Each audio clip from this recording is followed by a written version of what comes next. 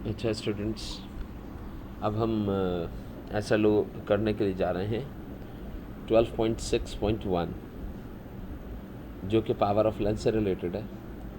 इसमें अगर आप ये पढ़ते हैं define the power of lens and its unit, तो देखिए पावर ऑफ लेंस की जो डेफिनेशन है वो ये है कि it is the reciprocal of the focal length. यानी कि पावर ऑफ लेंस को डिफ़ाइन किया जाता है कि if you are taking a reciprocal value of the focal length of a lens, but the most important thing is that कि when it is measured in meters, जब आप उसको किस में मेजर कर रहे हो, मीटर में। लाइक अगर आपके पास एक लेंस है और उस लेंस की फोकल लेंथ जो आपको दी गई है, वो फोकल लेंथ जो है वो आपके पास आ गई सपोज़ 10 सेंटीमीटर।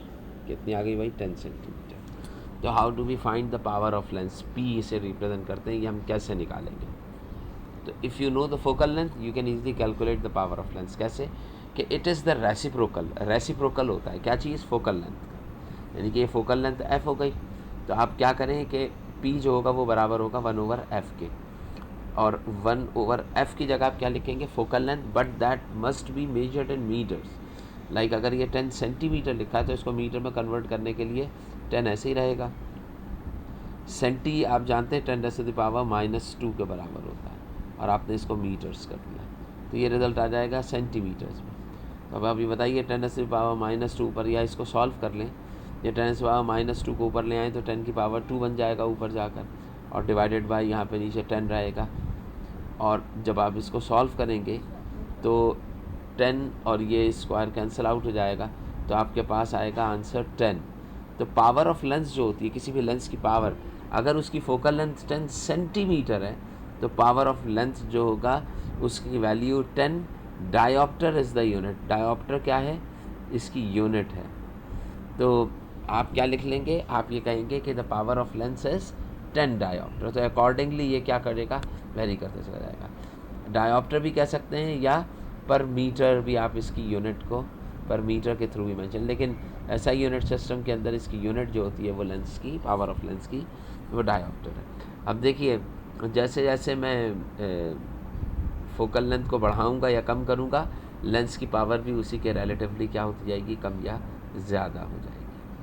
अब देखिए बेटे अगला क्वेश्चन देखिए, define the term resolving power and magnifying power. अब यहाँ पे दूसरी हम बात ये कर रहे हैं कि आप रिजॉल्विंग पावर और मैग्नीफाइंग पावर को सेपरेटली डिफ़ाइन करें।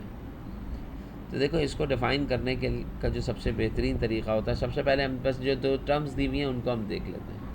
इसमें फॉर्मूले जो हैं वो बस आप याद कर लें, क्योंकि इसके अंदर एडिशनल काम करने की अभी ज़रूरत नहीं है, क्योंकि आपका पेपर ही MCQs बेस्ड है, लिहाजा डेरिवेशंस को ऐसा हम डिटेल के अंदर सोल्यूशन नहीं करेंगे। It can be shown that the magnifying power, देखिए लेंस की जो मैग्नीफिकेशन, हर लेंस जो होता है वो मैग्नीफाई होता है, तो इसका मतलब क्या है कि हर लेंस की एक मैग्नीफिकेशन पावर होगी। तो अगर मैं मैग्नीफिकेशन, किसी भी चीज़ की मैग्नीफिकेशन पहले तो आप जहन में रखें जब हम निकालने जाते हैं, तो that is equals to Q/P।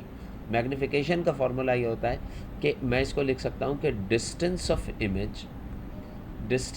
Image divided by distance of object. यानी कि डिस्टेंस ऑफ इमेज को अगर आप डिस्टेंस ऑफ ऑब्जेक्ट से डिवाइड करते हैं तो व्हाट यू विल गेट?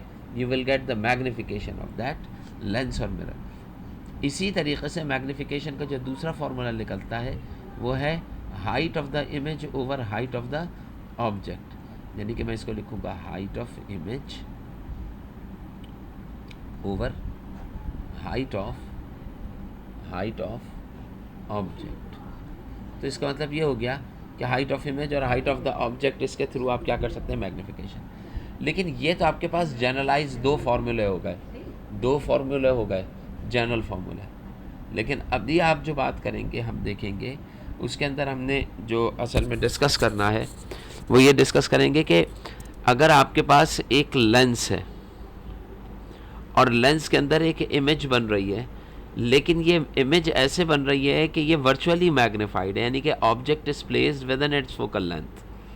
अगर मैं ऑब्जेक्ट को with in focal length place करता हूँ तो आप जानते हैं कि पहली बीम स्ट्रेट जाएगी, तो कहाँ से पास हो जाएगी? फोकस से, और उसके बाद जब ऑप्टिकल सेंटर से पास होगी तो तो ये इमेज रिड्यूस है। अब इसको बैक साइड पे हम बढ़ाते थे और बढ़ाने के बाद यहाँ पे आपके पास इमेज बन जाया करती। देखिए अगर कोई भी लेंस वर्चुअली मैग्नीफाइड हो रहा है तो हमारे पास मैग्नीफिकेशन एक मुझे लेंस दिया गया है जो कि ऑब्जेक्ट को वर्चुअली मैग्नीफाई करके दिखा रहा है बहुत करीब से कि कितनी बड़ी जो इमेज है वो फॉर्म कर रहा है। तो उसके लिए आपके पास रिज़ल्ट क्या आ जाएगा कि आपके पास ये है स्पेसिफाइड। अब ये आ कैसे रहा है ये हमें जानने की अभी ज़रूरत नहीं, लेकिन आपको बस ये पता होना चाहिए कि इसका फॉर्मूला क्या होगा 1+d/f। 1 का मतलब क्या हो गया कि 1 is a constant plus d जो है वो लीस्ट डिस्टेंस ऑफ विजन होगा, लीस्ट डिस्टेंस ऑफ विजन होगा। अब least distance of distinct vision क्या कहलाता है? Least distance of distinct vision में हम ये बात कहते हैं कि कोई भी ऑब्जेक्ट जो होता है वो आपकी अपनी आँख से आपको जो बिल्कुल क्लियर साफ जो आपको दिखाई देता है वो 25 centimetre. If you are placing an object in front of your eye at a distance of कितने सेंटीमीटर? 25 सेंटीमीटर पे अगर किसी चीज़ को मैं प्लेस करता हूँ तो इसका मतलब क्या है कि ये ऑब्जेक्ट मुझे अब यहाँ पे बहुत साफ और क्लियर दिखाई देगा। तो